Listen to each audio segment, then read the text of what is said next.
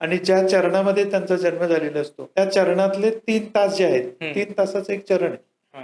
जे 8 चरण आहेत, म्हणजे दिवसाचे 4 चरण आणि रात्रीचे 4 चरण. म्हणजे प्रत्येक चरण जर 3 तासाचं आहे तर 8 चरणांचे 8 ते 24 तास आणि 24 तासाचा एक दिवस. रात्रीचे काही तास आणि दिवसाचे काही तास, असं ते विभागलेलं आहे. त्यामध्ये ज्या चरणामध्ये त्याचा जन्म झालेला आहे त्याच चरणामध्ये आपण त्यांना जो कुठला जप त्यांच्यासाठी आलेला असाल अभ्यासातून, निरीक्षणातून, तो जप आपण त्यांना करायला देतो. कारण त्यांच्या त्या चरणामध्येच आपण त्यांचं ते वास्तुशास्त्र पेंटिंग करतो. ओके. म्हणजे त्यामुळे महिना 1.5 महिना जातो पेंटिंग पूर्ण करायला. म्हणजे मला समजण्यासाठी, समजा एखाद्याचा जन्म पहाटे 3 वाजता झालाय, तर तुम्ही रात्री 3 वाजता उठून ते पेंटिंग करता? ते पेंटिंग करणार. ओ. काय म्हणतात ना, जावे त्याच्या वंशात तेव्हा कळे.